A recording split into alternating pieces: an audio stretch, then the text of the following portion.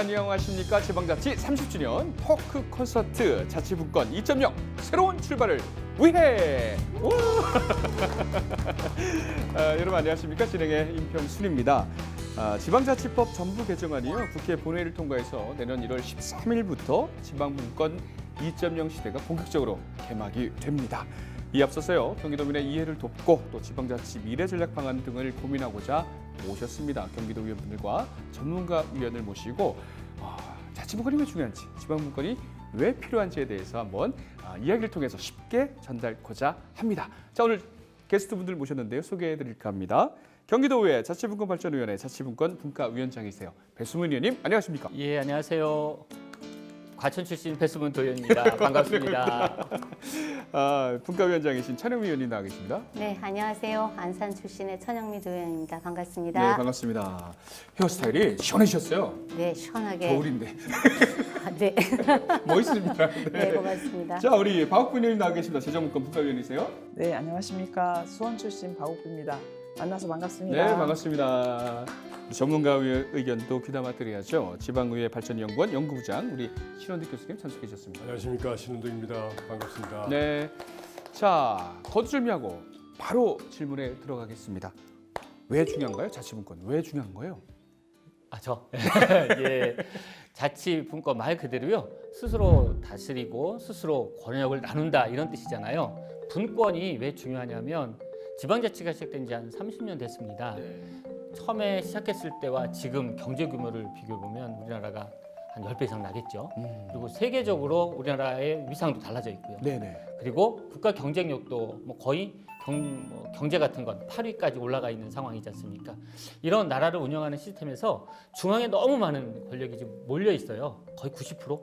재정의 한 85%가 중앙에다 몰려 있고 지방은 중앙만 이렇게 바라보는 상황이에요. 이러다 보니까 스스로 유기적으로 움직이지 못하는 지방자치가 안 돼 있는 이런 상황으로는 국제적인 경쟁력을 우리나라가 갖추기에 되게 안 좋은 구조를 갖고 있다 이런 생각이 듭니다. 우리 경기도만 해도 지금 한 1,400만 되거든요. 네. 1,400만이면 유럽의 웬만한 국가보다 커요. 그렇죠. 예. 그리고 경제 규모도 경기도만 띄워놓고 놔도 세계의 어느 나라보다 높은 경제력을 갖고 있다. 네. 그렇다면 스스로 경기도는 경기도에 맞게 운영해야 된다. 그렇죠? 네네. 예, 이게 아마 자치 분권의 가장 핵심이지 않을까 이렇게 생각을 합니다. 적절한 비율일지 모르지만 아니 우리도 살만하고 우리가 다 할 수 있는데 자꾸 큰아버지 눈치만 봐. 그렇죠. 예, 그런 맞아요? 맞습니다. 천영 의원님 어떻게 생각하세요? 네, 그 말씀에 조금 더 덧붙여서 말씀을 드린다면 이거죠. 쉽게 말해서 우리 수원과 가평이 환경이나 모든 게 다 다르죠. 네네. 다른데 예를 들어서 중앙에서 자 어린이집에 관련된 보육에 관련된 교육에 관련된 정책을 딱 내리면은 다 똑같이 해야 돼요. 근데 가평 같은 곳은 어린아이들이 많지 않잖아요. 네네. 근데 이거를 다 똑같이 해라. 이게 바로 우리가 지방 분권이 필요하다라는 꼭 필요한 이유라고 제가 설명드릴 수 있겠습니다. 그렇군요. 네. 박근 의원님. 네. 네. 앞에서 좋은 말씀 해 주셨듯이 각각의 생각들이 다 다르지 않습니까? 그리고 조건도 다 다른데 똑같은 방식으로 똑같은 정책으로 탑다운 방식의 그런 방식은 잘못된 거고 예를 들어서 저는 가장 대표적인 것이 이제 위에서 지시만 바라봤던 세월호 문제가 얘가 아닌가 싶습니다. 그리고 네. 메리스 때도 네네. 그렇고 지금은 코로나19로 인해서 다양하게 지방 자치가 스스로 해결하니까 그 방역 형태라든지 이런 것들이 드라이브 스루 같은 게 대표적인 것이 고향에서 먼저 시작해서 세계적으로 이게 확대된 그런 예가 건가요? 있습니다. 네, 그렇습니다. 중앙에서 하라고 한 게 아니고 아니, 아닙니다. 고향에서 고향에서 시작했군요. 시작하고 예. 공무원이 저는 수원 출신인데 수원에서도 마찬가지로 다른 데서 하지 못하는 방역 시스템을 스스로 결정하다 보니까 그 어느 나라보다도 방역을 잘하게 된 케이스라고 저는 생각이 듭니다. 더 발빠르게 움직였군요. 네네. 이번에 보니까 순 교수님 중요하네요. 그렇습니다. 네. 자치분권 한마디로 우리 앞서 이제 의원님께서 말씀하셨듯이 지역의 사정을 스스로 하는 건데요. 저는 한 가지 가장 강조하고 싶은 것은 국가와 국가 간의 갈등이라든지 협력이라 이거는 국가 간의 문제지만은 지방은 국가의 그 정책 실패라든지 이걸 보완할 수 있는 그 보충적인 힘이 있습니다. 네. 비관한 예를 들면 그 독도 문제 때문에 한일 간의 갈등이 있다 그러면 국가와 국가 간에 이렇게 여러 가지 갈등이 있지만은 지방은 전혀 그렇지 않아요. 그래서 국가 간의 정책적인 문제라든지 성공 실패를 뛰어넘어 가지고 지방은 지역 나름대로 서로 교류하고 하는 것은 언제나 존재합니다. 그래서 국가와 지방 간의 그런 분권화가 되면 국가의 문제하고 지방의 문제는 별개로 나눌 수 있는 그런 그 중요한 시사점이 있습니다. 그렇군요. 그건 또 시사점 역시 전문가 의견은 다릅니다. 네. 그래서 이런 거센 변화의 바람이 계속해서 불었던 거 아니에요. 그래서 지방의회의 중요성과 역할이 어느 때보다 중요한 이런 시점인데 그래서 그런가요? 경기도의회는 지난해 자치분권위원회를 구성하고 또 지방자치를 위해서 여러 가지 일들을 해왔습니다. 지금 계신 분들이 열심히 일하신 거 아니에요? 자, 배수민 위원장님, 예. 어떤 일을 했는지 경기도의회가 자치분권을 위해서 성과 좀 한번 공유해 볼까요? 먼저는 작년 9월에 자치분권 발전위원회를 발족을 했습니다. 위원장으로 의장이 장영국 의장님이 위원장을 맡고 있고요. 그 다음에 추진단장이 부위원장을 맡고 있고 저와 여기 이제 분과장을 맡아서 도의원들과 전문가 위원으로 한 30명 정도 구성돼 있고요. 자문위원회를 또 구성을 해가지고 진행을 하고 있습니다. 그래서 이걸 조례로 만들었고 전국 최초로 조례로 만들어서 가장 큰 규모로 자치분권 발전을 위한 위원회를 지금 가동 중이다 이렇게 말씀을 드릴 수 있습니다. 드라이브를 걸었다. 예. 거기에서 저희가 이제 성과를 얻었다 그러면은 처음에는 정책 지원관을 둘 수 있다. 정책 지원관이요? 네, 둘 수 있다라고 되어 있던 거를 우리 의회에서 많은 토론회와 이런 거를 통해서 건의를 했죠. 그래서 발의를 해서 이거를 이제 운영을 조례로 할 수 있다. 그러니까 저희한테 권한이 많이 조금 더 넓어진 거죠. 폭이. 네네네. 그래서 그 성과를 낸 것이 아마 크게 됐다고 생각을 합니다. 그렇군요. 정책 지원관을 네. 조례를 통해서 확실하게 우리가- 못을 박았다. 네, 우리가 조례를 통해서 운영을 자유롭게 할 수 있게. 자유롭게 할 수 있다. 네, 네. 그동안에 눈치를 봤군요. 그렇죠. 알겠습니다. 박비님 어떤 성과가 있을까요? 네, 저는 이제 재정분과에서 활동을 하고 있고요. 사실은 9대 때 이거 자치분권 촉진 조례를 제가 만들었었고요. 네. 또 9대 때 이제 KDLC라고 또 자치분권 지도자회의 이런 활동도 계속 연장선상에서 이번에도 같이 재정분과위원회에서 활동하고 있는데 다 아시다시피 재정과 관련해서는 8대2라고 하는 이야기를 많이 하고 있잖아요. 8대2. 근데 예. 어쨌든 문재인 정부가 들어오면서 연방제 수준의 자치분권을 이루겠다라고 해서 우리가 지금 계속적으로 이 재정 분권에 대한 이야기를 하면서 네. 제가 알기로 한 7대3까지 확대한 것으로 알고 있습니다. 예. 정부가 7, 예. 지방이 3. 그렇죠. 2에서 사실은 6대4까지는 와야 되는데 그래야 되는 거 아니에요? 그렇죠. 아니죠. 저는 사실은 미국은 사실은 네. 5대5까지. 네. 9, 1. 1. 예, 1도 채 안 되죠. 지방이 한 9 정도 되죠. 지방이 오히려 더. 예. 예, 오히려 반대네요. 이 예. 거꾸로 되는 예. 거죠. 7대3 이 1을 얻어놨는데도 너무나 저희가 힘들었고요. 네네. 지금 7대3까지는 왔는데 음. 제 생각에는 올해 마무리하시기 전에 6대4까지는 6대4까지. 오고 그 다음에는 5대5 하면서 이제 한 7대3이 역으로 예. 되는 시대를 좀 저희가 네. 맞이하게 되지 않을까 그런 노력들을 저희 의원들은 끊임없이 할 예정이고 그렇군요. 그래도 조그만한 성과가 있었다는 거. 이제 시작이니까요. 말씀, 네. 다시 부활이니까. 네. 또 이를 돕기위해서는 이제 2대8 가르마에서 7대3으로 왔다가 그렇죠. 6대4로 예, 이렇게 가는 길이다. 예, 이렇게 예. 이해하시면 더욱더 편할 것 같습니다.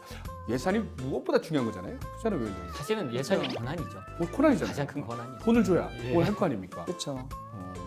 그게 또 아주 작지만 또 큰 성과라고 볼 수가 있겠네요.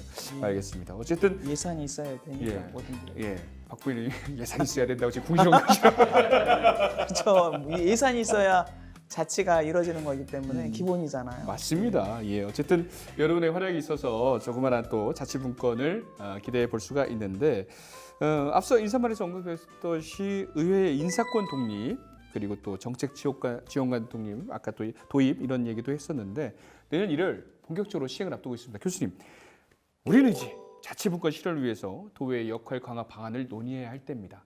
이 시간을 통해서 자치분권 주제 발표 좀 짧게 좀 부탁드립니다. 주제 발표라니까 좀 어려운데. 예. 제가 뭐 간단히 말씀드리면요. 네네. 그 도의회가 저는 그 본연의 위상과 좌표를 가져야 된다고 보거든요. 그러다 보면 저는 한 세 가지 측면을 생각해봤습니다. 하나는 기본적인 여건을 조성해야 된다고 봅니다. 여건 조성에는 저는 그 첫 번째는 누가 돌아주는 사람이 있어야 된다. 인적 자원 이게 이제 필요한데 다행히 이번에 이제 지방자치법 전부 개정안이 통과됨으로 인해 가지고 아주 보잘것없지만은 그래도 정책 지원관 제도라는 게 세워가지고 약간은 이제 보조해주는 그 인력이 좀 들어왔고요. 그다음에 현재까지는 그 의회에 근무하는 우리 인력이 그 인사권이 다 그 자치단체 장한테 있습니다. 네네. 경기도 같으면 경기도지사한테 도지사에게 있고, 있군요. 여기 가천 같으면 가천시장한테 다 그 이제 시장 군수나 도지사한테 있는데 네네. 이게 이제 내년부터는 이제 그 의회 의장한테로 옮겨가게 됩니다. 뭐 아직까지 거기에 대한 미흡 판정도 많지만은 그래도 이제 첫 단계이기 때문에 우리가 네. 좀 지켜봐야 될 필요가 있고요. 그다음에 이제 물적 자원이 필요한데 물적 자원. 네. 그 의원들이 활동하려 그러면 속된 말로 돈이 있어야 되지 않습니까? 네네네. 돈이 있어야 되는데 우리 같은 경우는 지금 의원들은 지급되는 게 의정 활동비라든지 뭐 이런 걸 해가지고 월정수당 해가지고 진짜 얼마 되지 않습니다. 이게 이제 저는 그 보수라고 보진 않는데요. 네. 의원님들은 지금 전업직입니다, 사실은. 전업직을 하려고 하면 그의 직무에 맞는 이 보수가 와야 되지 않습니까? 네네네. 그 보수라는 거는 그 두 가지 성격이 있는데 하나는 생계 보장이 돼야 되고 또 부과하는 수당이 지급돼야 되는데 지금 우리 그 의원님 같은 경우는 저는 생계 보장형 수준까지 안 된다고 보고 있습니다. 아, 우리 의원님들 네. 어려우시구나. 지금 굉장히 그 아니 일본의 같은 경우 이건 비관 예를 들면 우리 그 서울시나 경기도하고 비슷한 도쿄도의회나 네네네. 관악과연 같은 보면 연봉이 1억 2천, 1억 5천 됩니다. 아, 그래요. 우리는 지금 그 절반도 안 돼요. 아. 그렇다 그러면 우리가 그렇게 활발하게 의정 활동을 할 수 있도록 그런 여건이 조성되어 있느냐 예, 예, 저는 예. 굉장히 부정적으로 보고 있습니다. 그런데 세 분은 굉장히 열심히 하시거든요. 그러니까 지금 어떻게 보면 자기 희생하는 거죠, 희생. 아, 근데 이거 살짝 또 우리 시청자분들께서는 그 광역의원 정도면은 월급 좀 많이 받는 거 아니야? 이렇게 또 생각할 수가 있거든요, 사실은. 그렇죠. 예, 전업직인데. 그리고 저희는 이제 네. 겸직이 금지되어 있기 때문에 금지돼 있어요. 네, 그렇기 아. 때문에 더더군다나 지금 교수님 말씀하시는 예. 게 이해가 되는 거죠. 그러니까 정리를 하고 좀 넘어갈게요. 네. 아까 인적 자원도 굉장히 필요하다. 정책 지원관. 네네, 이제 그렇죠. 같이 그동안에는 혼자 활동하신 거예요? 도와줄 사람 하나도 없이? 의회 직원은 몇 분 계시지만 직원. 상임위별로 네, 예, 세팅되어 있는 인원 외에 개별 의원들을 지원할 수 있는 경우는 거의 전무했다라고 볼 수 있고요. 아까 교수님께서 얘기하셨듯이 국회의원 한 분에 8명. 8명 정도, 그래 플러스 한 2명 정도가 더 여유가 있어요. 예. 근데 그거에 비하면 경기도 의회 1년 예산 처리하는 거가 지금 50조가 넘어갔거든요. 아마 예결위 하셨으니까 그죠? 52조 정도 되는데 네네. 그렇게 되면 그런 걸 처리하는 것, 그런 내용을 볼 만한 뭐 인력이라든가 그걸 서포팅할 만한 인력이 없다면 사실은 의원들이 하루에 한 2시간 자고도 쉽지 않은 와. 예결위 땐 그래요, 실제로. 각 상임위 때 예결위 예, 때 그걸 예. 보려면 예. 50조가 넘는 예산들을 쉽게 받고 말하면 있는데. 그렇습니다. 이제 의정 활동 지원하는 게 조직적인 지원이 있고 예. 개인적인 지원이 있습니다. 조직적인 지원하는 것은 국회 같은 국회 사무처가 있고 있지 않습니까? 네. 우리 경기도는 경기도의 사무처가 있는데 그거는 조직적으로 지원하는 행정 것은 인력일 가능한데 개인적인 지원은 앞서 말씀드린 대로 국회의원들은 보좌관 비서관도 있지만 우리는 한 명도 없었거든요. 네, 네. 이번에 이제 정책 지원관 제도가 이제 됐는데 그것도 개인적으로 다 배당된 것이 아니고 4분의 1, 올해는 4분의 1이고 그 도담 연도에는 그 2분의 1까지 이렇게 되는데요. 그건 뭐 아주 미비하다고 그렇군요. 보면 됩니다. 그러니까 그런 인적 자원, 물적 자원 지원 체계가 더 자리 잡아야 지방의회가 앞으로 동력할 그렇죠. 수 있는 기본적인 가능성이 여건이 돼야 높다. 되고. 알겠습니다. 자, 두 번째는 네. 어떤 걸 봐야 두 돼요? 번째는 이제 그렇다 그러면 그 우리 경기도의 같은 경우도 장기적인 그 미래에 대한 청사진을 그려봐야 됩니다. 미래에 대한 청사진을 그려라. 네. 지금 당장 이제 하는 게 이제 우리 뭐 조례 제정이라든지 예산이라든지 또 행정 감시라든지 하고 있지만은 그것보다는 좀 그 앞으로 뭐 몇 년 후에 단기, 중기, 장기를 해가지고 미래에 대해서 어떻게 의회가 할 것인지 그 좌표를 좀 설정해야 된다고 봅니다. 네네네. 그 예를 들면 요번에 지방자치법 아까 말씀드린 대로 전부 개정하면서 지방 사무에 의원님들이 할 수 있는 국제교류 협력이라는 사무가 추가되었어요. 이번 전부 개정에. 그렇다면 그 사무를 하기 위해서는 의원님들이 어떻게 해야 될 건가? 지금 2016년도에 이제 우리가 공공외교법이 제정됐습니다. 거기 보면 지방자치단체도 공공외교를 하게 돼 있습니다. 중앙과 협력해가지고. 네네. 뭐 이게 하나의 예인데 이런 분야라든지 또 우리가 생각하지 못한 분야가 많습니다. 그런 여러 가지 이제 그걸 우리가 의회에서 한 단계 한 단계 어떻게 하게 그 미래한 청사진을 좀 그려봐야 된다 이렇게 저는 생각하고 있습니다. 미래에 대한 청사진을 그려가 바로 두 번째입니다. 최령 의원님, 경기도의회 미래 청사진은 어떻게 생각하세요? 지금 지방자치법이 개정은 됐지만 네. 여기에서 우리가 경기도에서 요구했던 게 인사권 독립과 정책 지원관 제도라고 말씀드렸잖아요. 근데 정책 지원관을 둘 수는 있다라고 했지만 그 인력을 저희가 추가로 저희가 충원을 하려면 아직까지는 자 경기도에 있는 총 공무원 인권 그러니까 총 정원 수가 있잖아요. 이 정원에서 요만큼을 빼와야 되는 거예요. 추가가 아니라 네. 이렇게 되어 있다라는 거 이거는 다른 부서에서 어딘가 조직을 줄여야 되는 거니까 이거 말이 안 되는 거죠. 아랫돌 빼서 그냥 윗돌로 그렇죠. 지금 이런 현재는 거예요? 그런 구조가 되어 있고 마찬가지로 인사권을 가지고는 있지만 그냥 승진시킬 수 있고 뭔가 이렇게만 할 수 있지 다른 권한이 하나도 없어요. 그래서 그런 부분에 대해서 아직 많이 부족하고 계속 노력을 해야 된다고 그런 노력들이 생각합니다. 이제 미래 청사진이 돼야 되겠죠. 그렇죠. 그러니까 지금 말씀하시는 이제 자치분권이 그러니까 시청자분들은 뭐 그냥 뭐 국가에서 하면 되는 거 아니야 이렇게 생각할 수가 있는데 이게 딱 우리 살림살이에 도움이 된다는 거잖아요. 그게 국가적으로 지금 통제가 되어 있습니다. 네. 예를 들면 앞서 우리 천은미 의원님 말씀하셨듯이 인력을 충원하려고 해도 지금 그게 지방 공무원 정원에 관한 규정이 있습니다. 대통령령으로. 그렇기 때문에 총회 임금 이내에서 딱 한정이 되어 있어요. 마음대로 우리가 뭐 인력을 충원하고 싶어도 할 수 없습니다. 이게 다 이제 이것도 경기도 차원이 아니고 예.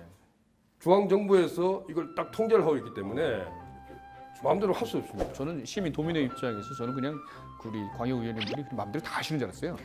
그러니까 그게 아니고 자치가 아니죠, 사실. 자치가 아니네요. 네, 자치가 아니에요. 자, 미래 청사진을 그렇게 그려라.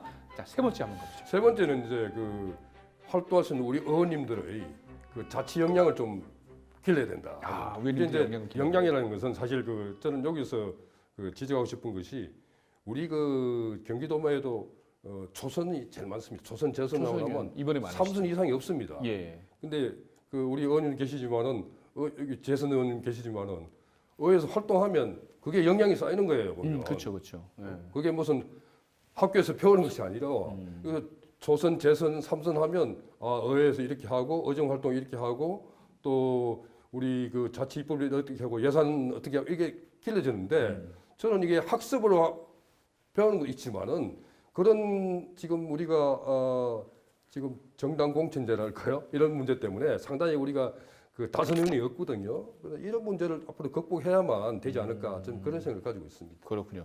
세 가지 지방의회가 더욱더 발전하기 위해서는 자치분권이 발전하기 위해서 세 가지를 이렇게 짚어주셨습니다.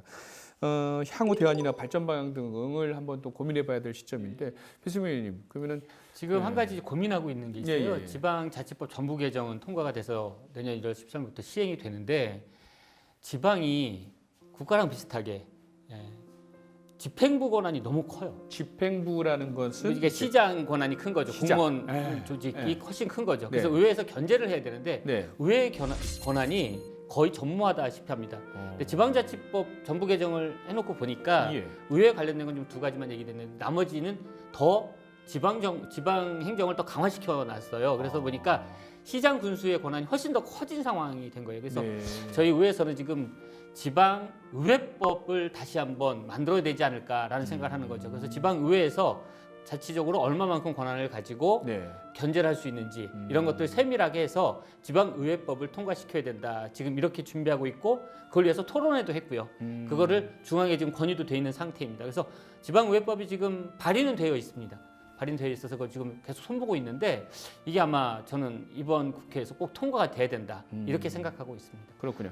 그러니까 시장, 군수, 뭐 도지사 그렇죠. 예. 이 사람들의 권한만 많이 좀 세진 상태군요. 그렇죠. 더 세졌어요. 의외로. 그러다 보니까 국민의 그다음에 예, 예. 도민의 예. 부족한 부분들을 말할 수 있는 권한 이런 것들은 사실 의회를 통해서 가능하거든요. 의회를 통해서. 그렇죠. 이게 국가도 상권 분립이 정확히 돼 있어야 예. 국민의 권한이 지켜지는 거잖아요.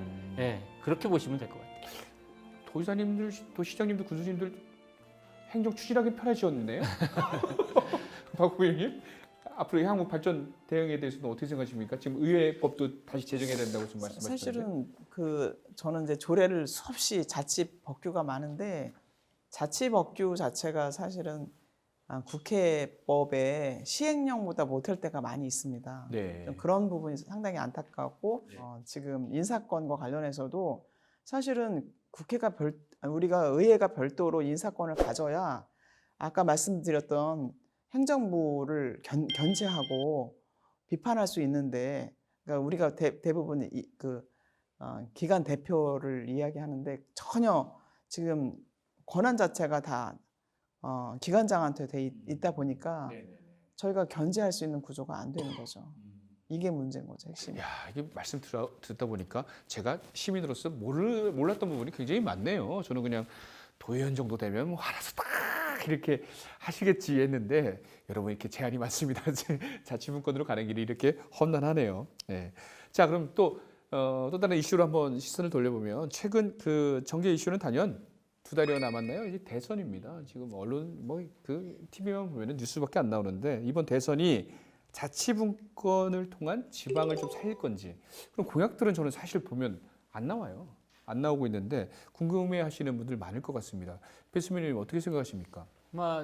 지금 몇건 있어 서치 제가 해봤는데요. 네. 예, 뭐 지방자치에 대한 얘기는 다 하고 계셔요. 하고는 예, 계세요? 후보들마다 하고 있고, 예. 근데 그걸 이제 담아내려는 의지는 사실 국회에서 통과시켜야 되는 부분이 좀 상당히 많이 있어서 그것들을 어떻게 담아낼지에 대한 고민이 좀 저희도 있습니다. 그러니까 지방 의원으로서 저희들은 아까 얘기했듯이 작년부터 해가지고 우리는 지방 자치 발전을 위해서 한 4가지 주제로 용역을 줘가지고 연구도 했고요. 네. 그다음에 토론회도 작년에도 12월 달에 열었고 올해 10월 달에 국제 석학들도 초청을 해서 아주 거창하게 토론을 열었습니다. 거기서 나왔던 내용들을 국회가 조금이라도 좀 들었으면 좋겠고요. 예. 이번 후보자들께서도 네. 적어도 네. 전체 일정 중에 네. 일부를 하회해서라도 지방자치에 대한 내용들을 가지고 토론을 좀 해봤으면 좋겠어요. 저는 뭔가 공약 내용은 나오는데 예. 자꾸 심도 있는 내용들이 안 나오고. 예. 근데 저는 네. 좀 저는 이재명 지사님이랑 같이 해봤으니까 이재명 네. 지사 같은 경우는 저희랑 같이 지방을 거쳐서 가봤기 때문에 좀 이해하리라고 저는 생각을 해요. 그리고 나머지 후보들도 다른 후보들도 그런 내용들이 다 정책적으로 지금 보고가 되고 있지 않을까요? 저는 그렇게 생각을 하고 있습니다. 알겠습니다. 예. 국회에서 일단 이걸 다뤄야 되는데 국회의원님들 좀 잘 들어봐 좀 봐주세요. 왜 안 보십니까? 보고 계시죠?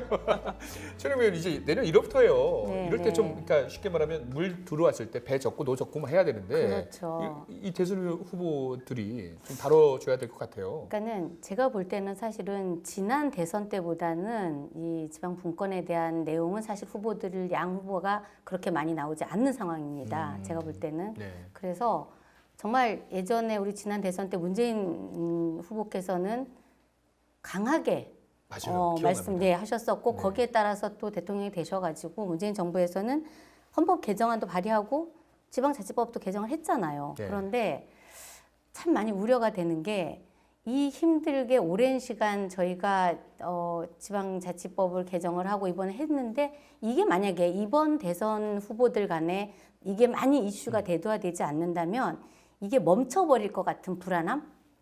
이 골든타임을 계속 이어가야 된다라고 저는 생각을 하기 때문에 지금은 아직 조금 이르다고는 하지만 대선 후보들께서 이 지방자치분권에 대해서는 좀 더 강력한 메시지를 가지고 가셨으면 좋겠다. 그래서 힘들었던 시기가 물거품이 되지 않는 시간이 왔으면 좋겠다라고 저는 생각을 합니다. 부활이잖아요. 네. 부활에 실효타를 쐈는데 네. 8월 타오르야 되는데 그러니까요. 그렇잖아요. 네. 알겠습니다. 네, 박부님. 네. 이 자치분권은 보수나 진보나 중도나 이런 관점에서 접근하는 시대는 이제 좀 다른 것 같고요. 네. 모두가 시대적 사명을 가지고 이 부분을 외쳐야 된다라고 생각하는데 지금 앞에서 말씀하셨지만 생각보다 이 자치분권에 대한 담론들을 제시하는 후보들이 많지 않은 부분이 좀 안타깝게 생각하고요. 오히려 저는 유지도 다행인데 퇴보될까 걱정이 되는 우려를 합니다. 왜냐하면 후보들의 성장 과정을 보면 대부분 독단적이고 혼자 결정하고 이런 분들이 좀 다는 아니지만 네. 일부 좀 있어서 우려가 오히려 되고 탑다운 방식이 계속적으로 유지되는 것 같은 그런 우려가 심히 좀 걱정이 되는 부분이 있어요. 그래서 네네. 이런 부분들을 사실은 2달밖에 안 남았는데 많은 시민사회가 이 자치분권에 대한 가치와 철학들을 좀 알려내고 왜 이것이 시대적 가치이고 미래지향적인 철학인지를 많은 사람들이 좀 많이 이야기하고 외쳐야 되지 않을까. 특히나 이제 이 학문을 연구하는 교수진에서도 네네네. 이 부분에 대한 그런 담론들을 많이 좀 제시를 해 주셔야 네. 되지 않을까. 과거처럼 이렇게 군사정권이나 이런 때와는 다르게 각각의 개인의 능력과 차이가 인정되는 이런 다양성의 시대를 맞이하기 때문에 당연히 국가와 지방 간의 권력 문제만이 아니라 개인의 삶까지도 이게 침투되는 부분이고 네네. 개인의 능력이 발휘되는 이런 시대적 가치라고 저는 보거든요. 네. 그러기 위해서는 지도자의 생각이 상당히 중요한데 저는 여러 가지 많이 걱정이 됩니다. 알겠습니다. 퇴보하면 절대 안 되겠죠. 네. 예산 문제도 아까 딱 예. 이렇게 딱. 6대4로 넘어가야 되는데 자꾸 이렇게 8대2로 가면 그렇죠. 오히려 8대2 될까 봐 걱정이 네, 됩니다. 큰일 납니다. 가르마도 2대8은 좀 촌스럽습니다. 이 넘어가야죠. 예. 교수님은 어떻게 생각하세요? 이번 대선을 통해서 지방자치가 어떻게 부활의 신호탄을 쐈는데 더 탄력을 받을 것 같습니까? 아니면은 어떻게 될 것 같습니까? 저는 이번 대선에 그 지방 분권, 자치 분권을 피할 수 없는 숙명적인 과제라고 봅니다. 그렇습니까? 네. 말하면 지금 우리 이제 굳이 이게 분권이라는 용어를 쓰지 않아도 지금 우리 사회가 지금 당면한 문제가 고령화 사회, 네. 인구 감소 이런 문제가 있지 않습니까? 네네. 그래서 지금 우리 그 지방자치학회나 뭐 이런 데서 가장 그 중요시하는 게 그 지역 쇠퇴 문제. 지역 쇠퇴. 지역 그 엄밀히 말하면 지방 소멸이라는 용어를 쓰고 있습니다. 네. 자, 지방 소멸을 그럼 극복하기 위해서는 어떻게 해야 될 건가? 자치분권이라는 수단밖에 없습니다. 예를 들면 지금은 예를 들면 그 뭐 A 지방에서는 우리가 인구를 증가시키고 뭘 하고 지역 발전을 하고 하기 위해서는 A 지역, B 지역, C 지역 쭉 있는데 서로 상생을 하도록 해야 되거든요. 이렇게 해야만 지방 소멸이 극복되는데 자, 상생을 하려면 중앙 집권제를 하느냐? 그건 불가능합니다. 보면 지방 정책 주도권을 누가 가지냐? 지방 자치단체, 지방 정부가 가져야 됩니다. 예. 그래서 우리 지역은 이런 것을 우리가 하고 싶다. 또 옆에 지역은 이렇게 하고 싶다 하면 오히려 밑에서 건의하면 위에서는 그냥 도와주는 식으로 해야지. 예전처럼 위에서 이렇게 하라 하는 그거는 안 되거든요. 그럼 위에서 올라가는 건 뭔가? 이게 바로 자치분권입니다. 네. 그래서 자치분권 예를 하나 들면 얼마 전에 그 우리 그 대구와 광주가 하는 그 달빛 동맹이라는 게 있습니다. 예.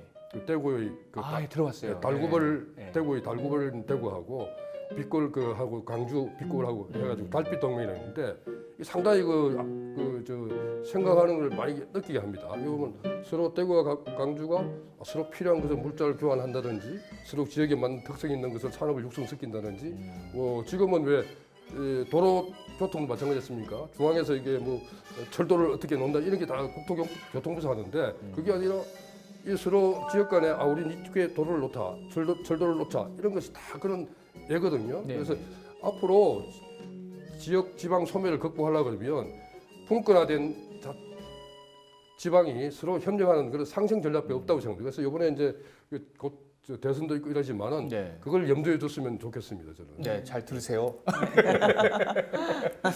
되게 중요한 얘기 하셨어요. 지금 저희는 이제 경기도를 다루다 보니까 경기도는 워낙에 이제 메가시티도 있고 있는데 더 밑으로 내려가면 지방 소멸들이 지금 일어나고 있거든요. 제 고향도 지금 인구가 없어지고 있습니다. 지금 큰일 났습니다. 미국만 보더라도 각 주마다 그게 다 특화된 게 다르더라고요. 저 미국을 안 가봤지만 완전히 뭐 법 체계도 많이 다르고. 예. 어느 주는 뭐가 발전했고 예, 뭐 예. 실리콘밸리가 있고 막 요즘 뭐 배터리 산업이 막 이 주는 그게 다 다운탑으로 올라간 거군요. 이런 식으로. 그렇습니다. 밑에서 우리가 예. 지방자치랑 지방정부에서 지원해주겠다. 네. 그러면 우리가 또 다 몰고 가지 없지 않습니까? 그걸 네. 나눠 가져야 하기 때문에 그 지방과 지방과 서로 도와주고 서로 상생하는 그런 전략을 짜면 중앙에서 네. 그래? 도와줄게. 예, 또 그렇게 해야지. 네. 과거처럼 뭐 이렇게 배분하듯이 하는 그거는 불가능하다고 봅니다. 잘못됐대요. 교수님, 최민희 뭐 말씀하실 거 있어요? 그렇게 하다 보면 이제 그게 바로 그 이제 지역에서 그러니까 그 자기네만의 특색이 있는 지역에 맞는 사업을 발굴할 수가 있는 거예요. 그렇죠, 그렇죠. 발굴했을 때 이게 뭐냐면은 그 지방의 재정 자립도로 연결이 되는 거거든요. 이게 바로 국가로 올라갔을 때 경쟁력이 되는 것이지. 맞아요. 이제 아까 말씀하셨던 것처럼 이제는 수직적인 거는 옳지 않다 이렇게 말씀드리고 현재 지역에서도 이제 주민자치회나 또 마을 만들기 이렇게 해서 오히려 지역에서는 활발하게 활동들을 하고 있습니다. 네. 그래서 이 부분을 중앙에서 잘 아셔야 될 것 같습니다. 지역에서는 활발하게 네. 하는데 저 위에서 큰아버지가 아이고 네. 잘한다 잘한다 이렇게 도와줘야 되는데 그렇죠. 그죠? 그 이게 정치하고도 많이 연관돼 있기 때문에 저는 예. 국회 시스템을 좀 바꿔야 되는 게 양원제와 관련해서도 음. 저는 필요하다고 보거든요. 네. 그래서 지금 대표성에 대한 문제가 있기 때문에 지방 갈수록 대표성은 적어지고 있잖아요. 네네네. 지금의 그 선거 제도를 봤을 때 그래서 저는 양원제를 해서 지방 소멸이 되는 그쪽의 대표성 네네. 17개면은 한 3명씩 해서 51명인가 51명. 이고 나머지는 300명은 이제 지역구에서 네네. 배출하는 이런 방식의 양원제를 아 양원제. 양원제를 해서 결국은 의원들은 자기 지역구에 예산 갖다 주고 어떻게 보면은 정책적으로 많은 것들을 만들어내고 하는 것들이 결국은 이 정치와 연관되어 있기 때문에 네. 지방 소멸이 적게 되려면은 저는 양원제를 해서 대표성을 좀 강화시키면 좋겠다라는 게 제 생각이고요. 네. 사실은 양원제가 국회의원들 간의 양원제가 아니라 저는 솔직히 말씀드리면 저는 국회는 상원이고 그냥 지방의원은 하원이었으면 좋겠어요. 제 개인적인 꿈은. 네. 그런데 뭐 현실적으로 쉽지는 않지만 네. 어쨌든 이런 정치가 개입되지 않으면 결국은 이것은 계속 ING가 될 것이다. 그래서 네. 정치 대표성을 저는 강화시켰으면 좋겠다. 국가의 어떤 체계를 정치 체계를 좀 바꾸자라는 게. 예, 그래서 그런 네. 인구 소멸하는 데의 대표성을 아. 높이면 어떻게든지 인구 유치하고 네네네. 또 다른 정책 인구를 좀 활성화시키는데 확대하고 이런 노력들을 대표성에 가지신 분들이 저는 할 것 같아요. 그러니까 양원제는 이제 뭐 많은 국가들이 특히 미국이 대표적이잖아요. 상원, 네네. 하원 이렇게 네네. 돼 있는데 쉽게 말하면 지금 국회의원들이 300명이잖아요. 예. 300명 중에 각 지방을 대표하는 상원을 두고 네. 그다음에 이제 지금 국회의원들을 미국 같은 상원을 경우는 두고 각 주마다 두 명이 2명씩이죠. 상원으로 구성돼 있죠. 맞아요. 그래서 예. 102명인가요? 예. 그 상원이 되어 있고 그래서 상원에서 결정할 수 있는 것, 타원에서 결정할 수 있는 것을 일부 나눴죠. 그래서 교류라든가 지방 교류라든가 그다음에 국가 중앙의 중요한 사무는 상원까지 걸쳐야 되는 것들을 많이 만들어놔서 그래서 지방의 의견이 인구수에 비례하지 않고 네. 지방 캘리포니아 같은 경우 뭐 한 7, 8천만 되나요? 네. 근데 뭐 알래스카 같은 경우는 정말 인구가 채 3, 40만밖에 적죠. 안 되잖아요. 네. 그런데도 불구하고 두 명씩 올라와서 이제 국가 전체의 틀을 만들어가는 상원을 유지하고 있는 거죠. 네. 그렇게 이해하시면 돼요. 그 교수님 우리나라도 그렇게 고민 많이 했잖아요. 늘 네. 논의하고 저도 네. 뉴스를 통해서 보는데. 우리나라 같은 경우는 이제 예전에 제2공화국 때 이제 우리가 아 이공화국까지 갔습니다. 그 윤보선 대통령 장면 총리 있을 때 이제 예. 참의원빈회가 양원제를 했습니다. 네네네. 그러다가 이제 중단됐지만은 그 뒤로 이제 우리 김영삼 정부 있을 때 21세기 위원회에서 양원제를 도입을 주장했었고요. 그다음에 이제 좀 구체적으로는 그 노무현 정부 있을 때 정부 혁신위원회에서 지금 상원을 말씀하신 말씀하신 상원을 지방원이라고 그래가지고 각 지역 대표 3,3명씩 구성하는 지방원을 상원 지역 대표 상원처럼 이렇게 제안한 바가 있는데 지금 이제 최근에 와서 우리 양원제에 대한 얘기가 많이 나오고 있습니다. 예. 근데 양원제는 지금 우리가 말하는 양원제는 아까 우리 배소문 의원께서 말한 미국과 그런 성격이 좀 틀립니다. 네네. 지금 우리가 상원 하는 것은 상원은 지역 대표형 상원. 지역 소위 말해서 지방의 의견을 반영시키는 그런 상원을 두자는 건데요. 네네네. 요거는 핵심은 저겁니다. 국정 참여권. 지금 말하자면 우리 헌법에 보면 법률안은 국회와 정부가 제출하게 돼 있습니다. 그러니까 우리가 현상이 일어나는 걸 보고 이건 법을 만들어야겠다 하더라도 국회나 정부가 제출 안 하면 제출할 수가 있습니다. 그래서 이게 이제 이 대표성을 가지는 그 얘기는 우리 지방에 예컨대 경기도에 여기 있으면 경기도도 그러면 법률안 제출을 갖도록 하자. 국정 참여를 하도록 기회를 만들자. 이겁니다. 네. 저는. 네. 그래서 저는 이제 지금 양원제를 두는 것은 이건 국가 통치 구조를 바꾸기 때문에 네네네. 상당히 논란도 많고 또 찬반 남용이 있기 때문에 이거는 빠른 시간에 하기가 상당히 그렇죠, 어렵지 않을까 그렇죠. 생각이 예. 들고 나중에 다만 예. 보완적으로 한다 그러면 금방 제가 말씀드렸다시피 지금 그 적어도 국회와 정부가 법률안 제출을 가지고 있는 이거를 좀 지방 정부, 적어도 광역자치단체는 저는 그 광역자치단체는 모든 국가 사무까지는 못하지만 지방 사무, 네네. 지방 사무에 관한 그는 광역자치단체도 법률안 제출권을 아. 갑주를 하자. 네. 이거는 최소한의 수준으로 이건 좀 반영돼야 되니까 이런 생각을 가지고 있어요. 조례만 하지 말고 네네. 법률안까지도 이렇게 그렇습니다. 가능할 수 있도록 권한을 이임을 해야 된다, 이양을 해야 된다 이런 말씀이시죠. 예. 결국 그러니까 박훈 의원님의 욕심대로는 우리가 상원하면 안 돼. 이 정도까지는 아니지만 네. 점점 그렇게 권력이 좀 이양이 돼야 된다 이런 말씀이었어요. 아 양원제도 어떻게 보면 그게 또 지방분권과 연관된 또 체계군요. 국정 참여권을 우리가 달라 이런 거죠. 알겠습니다. 거기까지 못 가지만 어쨌든 그런 광역단체까지는 그런 좀 줘야 된다 이런 고견이셨어요. 감사합니다. 오늘 토크가 굉장히 거절적입니다. 여러 가지 이야기도 나누고 공부할 수 있는 시간인데 배수민 이제 어때요? 이제 지금까지 나온 얘기 종합해 보면 또 다른 의견 있으면 좀 나눠주세요. 편하게 생각을 하면 이런 거죠. K 문화, 그 다음에 우리 K 경제 이런 것들이 뭐 급속한 성장을 이뤘던 가장 큰 이유는 네. 개인의 능력을 최대한 키운 거라고 저는 생각합니다. 다양성을 인정한 거고, 네네. 그다음에 개인의 창의성들이 발현될 수 있는 사회 구조였기 때문에 가능하다고 저는 생각을 하거든요. 지방을 중앙에서 이렇게 통제해야 되는 대상으로 보면 그게 거의 나올 수 없다고 저는 생각해요. 정치에서도 예, 지방의 특색에 맞게 뭐 장흥 같은 경우 인구 3만 정도밖에 안 돼요. 근데 수원 인구 130만입니다. 네. 근데 중앙에서 볼 때 똑같아요, 그냥. 그런 구조 가지고는 창의성이 발현되지 않는 거죠. 장은 장을 맞게, 경기도로 치면 뭐 연천은 연천에 맞게 그걸 최대한 존중해주는 조건이 되면 저는 이 지방자치를 통해서 네네네. 우리 국가 경쟁력을 높이고 또 미래는 저는 뭐 관광이 아마 주 산업 중에 하나라고 저는 볼 거라고 생각하거든요. 네네네. 그거는 중앙에서 못합니다. 지방에서 관광 사업들을 키워내야 네. 국가가 발전한다 저는 그렇게 생각해요. 유럽은 다 도시별 관광이거든요. 네. 그건 우리가 생각해보면 알잖아요. 맞아요. 예. 그러고 보니까 유럽 여행 한번 가보고 싶네요. 여행 간지 너무 오래돼가지고.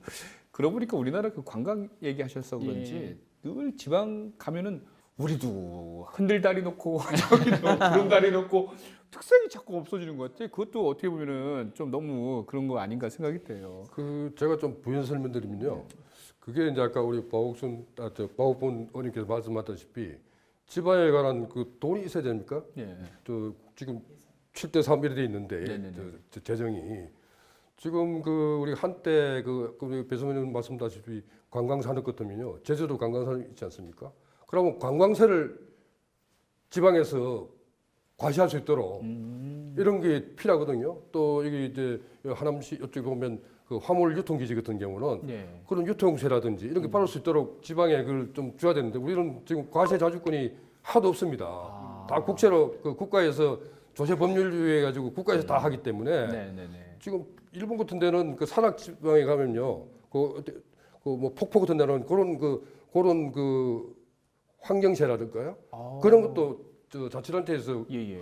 만들 수 있도록 되어 있어요. 그래서 저는 모든 것을 이제 지방에 이제 그런 그 지방세 과세 자주권을 주면 그거는 좀 문제가 있을지 모르겠지만은 어느 정도 지역의 특색에 맞는 제주부터 뭐 관광세라든지 뭐 이런 거는 좀 스스로 창출할 수 있다고 네네. 권한을 부여해야 됩니다. 그래야만 이제 아까 그 예산이 재정 자료도 네, 높아지고요. 6대4로 가는 네네. 거죠. 그러고 보니까는 지금 남 얘기가 아니에요. 내 얘기입니다. 내 얘기. 그런 세금을 거둬야 내가 사는 지역이 더 발전하고 더 관광이 더 활성화되는 거거든요. 그래야 제 주머니에 들어올 돈도 생길 거고 일자리도 생길 거고 그런 것 같아요. 저는 자치경찰제도 그러면 굉장히 중요해 보이는데. 그렇습니다. 네네네. 그 얘기도 한번 이게 살짝 이제 거들어 주시죠. 지방자치의 일환으로 지금 자치경찰제가 시행된 지 한 5개월 정도가 되어가고 있거든요. 그러니까 이 자치경찰제의 원래 취지는 주민 밀착형의 자치제를 하겠다. 경찰이 예전에는 그냥 무슨 강력 범죄나 뭐 이런 것만이 아니라 시민들한테 가장 가까운 게 여성, 교통 이런 거는 시민들하고 그냥 가장 가깝게 있는 거죠. 요거를 떼어서 네네. 자치경찰제라고 해서 지역에서 주민 밀착형으로 하라고 했는데 네. 실제로 이것도 아직은 잘 안 되고 있어요. 이런 부분들이 아무래도 그 경찰 하면은 우리가 그동안에 좀 어렵죠? 왠지 어렵죠? 아, 무서워요. 그렇죠. 왠지 그런데 이제 이런 거를 뛰어넘어야 되는 거예요. 그러다 보면은 아무래도 그 이제 그 지자체장, 네네. 지자체장하고 이게 남북부의 경찰위원회 그리고 지역의 주민들, 주민들하고 같이 이 그 정기적인 만남과 그 협의 자리를 만들어서 이 지역의 가장 치안의 문제는 뭔가 지역마다 다르다고 계속 말들 하고 있잖아요. 네. 그러니까 거기에 맞는 그런 자치경찰 제도가 정립이 돼야 돼서 예. 그분도 아마 꾸준하게 아직 5개월밖에 안 됐지만 이어져 나가야 된다고 저는 생각을 합니다. 어떻게 보면은 저기 우리 피부에 와닿는 게 바로 경찰들이거든요. 그렇죠. 치안. 요즘 범죄도 굉장히 이상한 범죄도 너무 많이 일어나요. 그것도 각 지역마다의 또 특색이 범죄 특성이 또 다 다르겠죠. 다르죠. 이런 것들을 중앙에서 관리하는 것보다 지방자치 경찰제가 훨씬 네. 빨리 할 수 있다. 박욱근 의원님은 교육행정위원회에서 열심히 네. 활동하셨잖아요. 교육자치도 굉장히 중요해 보이는데. 예, 상당히 중요하죠. 저도 네. 이제 다른 상임에 있다가 와 보니까 아까도 배분 문제가 8대2 배분이 있듯이 이 교육위원회에도 보니까 이상한 배분 방식이 있어서 네. 경기도가 그 실제로 학생 수도 상당히 많고 인구도 제일 많은데도 불구하고 이상한 배분 방식으로 인해서 상당히 적게 받는 그리고 아시겠지만 교육부가 모든 교육 시스템이나 체계를 탑다운 방식으로 오다 내리는 방식으로 하다 보니까 예. 자치가 전혀 안 되고 아이들의 개별의 특성에 맞는 그런 교육 시스템을 구축하기가 상당히 어려운 구조입니다. 경기도만의 특성에 맞는 교육을 좀 만들어야 되고 경기도뿐만 아니라 17개 시도가 각각의 영역에 맞는 교육 시스템을 구축해야 되는데 지금의 이렇게 획일적인 방식은 미래를 예측하기가 상당히 어렵고 교육 발전은 더딜 수밖에 없다는 말씀을 드리고 싶습니다. 세계가 코리아를 주목하고 있는데 이런 교육자치 그렇죠. 없이 창의력은 발휘할 수가 없을 것 같은데요, 배수민 의원님. 예, 교육자치 아까 저도 같은 지금 교육행정위원회에서 활동하고 예. 있는데요. 아까 얘기해 주셨듯이 학생 1인당 돌아가는 뭐 금액으로 치면 네네. 경기도가 현격히 떨어져요. 네. 이제 이런 것들 좀 학생들의 역량을 좀 키워줄 수 있는 것들로 좀 갔으면 좋겠고 특히나 교육감은 직선제로 뽑지 않습니까? 네. 근데 교육감이 자치적으로 할 수 있는 게 거의 없습니다. 왜요? 교육부 장관님만 이렇게 바라봐야 왜 되는 자꾸 없어요? 이게 이제 안 돼 있는 거죠. 교육부 장관만 쳐다보고 있는 거예요? 교육 분권이 좀 안 돼 있는 거고 네. 뭐 하나 하려고 하면 네. 상위법에 걸리는 게 너무 많아서 어. 시도조차 못하는 것들이 생각보다 많고요. 어. 예, 그래서 그나마 이제 경기 교육은 창의성 발현을 위해서 여러 가지 시도를 시범적으로 했고 그걸 다른 교육청에서 지금 많이 벤치마킹 하고 있거든요. 그렇습니까? 예, 네. 그건 뭐 고무적이긴 한데 그럼에도 저희 이제 의원들이 생각하기에는 너무 약해요. 예, 특히나 학생들의 특성을 고유하게 살려주고 각 지역에 맞게 살려주기에는 네. 교육자치도 좀 빨리 네. 이루어져야 되겠다 이렇게 생각합니다. 각가지 막 다양한 분야가 있지만 그걸 이 예. 시간에 다 논할 수는 없지만 자치분권이 되어야 하는 이유들을 지금 이렇게 설명을 해 주신 것 같아요. 네, 자치분권이 이만큼 중요하다. 오늘 이 시간 많이 배운 겁니다. 자, 마지막 시간인데요. 아직 못한 이야기 있으면 또 첨언하고 싶으신 내용들이 있으면은 최영미 의원님부터 말씀 좀 부탁드립니다. 네. 네, 저는 지금 현재는 이제 대통령 소속으로 자치분권위원회 정책자문위원 활동도 하고 있습니다. 그래서 제가 저에게 그 권한이 얼만큼 부여될지는 모르겠지만 또 중앙 그리고 경기도 전체적으로 같이 힘을 합쳐서 정말 제대로 된 자치분권이 실현될 수 있도록 최소한의 노력을 하겠습니다. 네, 감사합니다. 아유, 네. 박수 한번. 네, 박근 의원님. 네. 예, 올해가 이제 자치분권 30주년이 됐는데요. 특히나 의미 있는 것은 특례시가 100만 인구에 넘는 그 도시를 특례시로 이렇게 규정한 것에 대해서 의미 있는데 무엇보다도 이름이 중요한 게 아니라 거기 사무 권한을 전폭적으로 이양하든지 아니면 그런 역할들이 아직도 미비한 뭐를 해야 될지 특례시로서의 역할이 뭔지를 아직 정하지 못한 부분이 많이 있는데 하루속히 그 특례시에 대한 권한과 사무 권한들을 정립을 해서 네네. 대폭적으로 자치분권에 맞는 그 역할을 좀 주어졌으면 좋겠습니다. 네, 알겠습니다. 네. 경기도도 그러고 보니까 청년시가 수원하고 용인하고 이렇게 또 있네요. 그렇죠. 고향. 고양시까지. 네네. 세계 상당히 많아요. 100만이 넘는 도시. 네네. 와, 그러니까 그런 것도 굉장히 중요하다. 이름만 특례시 주지 말고 그렇죠. 특별 권한을 좀 달라. 전혀 권한이 없어요 지금. 정말만. 아유, 오늘 말씀 고맙습니다. 네네. 배수민님, 네. 예, 오늘 토론 잘 했고요. 네. 토론으로 끝나지 않고 이게 현실로 이루어졌으면 좋겠다. 맞아요. 지적한 내용들이 좀 이루어졌으면 예. 좋겠다. 그리고 경기도 의회는 최대 광역 의회입니다. 네. 지금 의원이 142명 정도 되고요. 그래서 지방 분권 자치 지방 분권 발전위원회도 발족을 했고 지금 열심히 활동하고 있거든요. 의원으로서 네. 자치 분권을 위해서 최대한 노력을 하겠다는 약속과 함께 네. 지금 토론됐던 내용들이 빨리 실현돼서 주민들이 원하는 지방 분권이 됐으면 좋겠습니다. 아, 목소리에 힘이 느껴집니다. 감사합니다. 마지막으로 교수님 한 말씀 네, 부탁드립니다. 제가 이게 꼭 말씀드리고 싶은데요.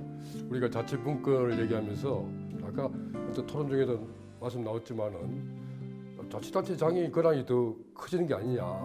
소위 말해서 제왕적 자치단체장, 네네네. 도지사면 도지사, 시장이면 시장, 네. 군수. 왜 저를 그렇습니다. 근데 이 분권이라는 건요. 네. 중앙에서 내려오는 그 수직적 분권만이 중요한 게 아닙니다. 예. 지방자치라는 것은 우리가 수레 가려면 양 바퀴가 있어야만 가듯이 바퀴가 2개 있어야 되지 않습니까? 그러니까 집행기관, 집행부의 그 바퀴가 있듯이 의결기관, 의회 바퀴도 중요합니다. 그래서 위에서 내려오는 수직적 분권도 중요하지만은 이 분권은 수평적 분권, 이 의회와 집행기관의 수평적 분권도 이루어져야만 이게 진정한 자치 분권이니까 저는 그렇게 생각하고 있습니다. 그래서 우리 의회의 권한이 지금보다 좀 더 강화돼 가지고 수레바퀴가 잘 굴러갈 수 있도록 이런 시스템이 보완돼야 될 거라고 생각합니다. 아, 예, 박수. 수직적 분권도 중요하고 수평적인 이양도 중요하다. 자치분권이 이게 활성화되면 우리 의원님 어깨 이렇게 올라가는 거 아니에요? 아유, 그게 아니죠. 주민들의 어깨가 올라간다. 주민들의 네, 어깨가 올라간다. 그럼요. 삶의 질이 올라간다. 이 시간에 그게 핵심인 것 같습니다. 알겠습니다. 오늘 너무 좋은 말씀 감사하고요. 오늘 좀 편안하게 좀 얘기 나눴잖아요. 좀 어려운 얘기인데도 그래도 좀 편안하게 얘기 나눴는데 우리 시청자분들께서도 좀 지방분권이 왜 중요한지 조금은 좀 감을 잡으셨으면 좋고요. 내 삶이 편해지고 내 주머니가 따뜻해진다. 이건 것 같아요. 어떻게 보면. 알겠습니다. 자, 대한민국은 지금 자치분권으로 새로운 미래를 꿈꿉니다. 자치분권의 가장 중요한 뿌리는 바로 너, 나, 우리 주민이 아닌가 생각이 듭니다. 주민의 참여를 바탕으로 지역의 정책이 결정될 수 있도록 여러분의 많은 참여와 관심 부탁드리겠습니다. 또 앞으로도 심도 있는 논의가 꾸준히 이루어지기를 저희도 응원해 보면서 오늘 이 시간 이야기 마무리하겠습니다. 오늘 나와주셔서 감사합니다. 시청해주신 여러분 고맙습니다.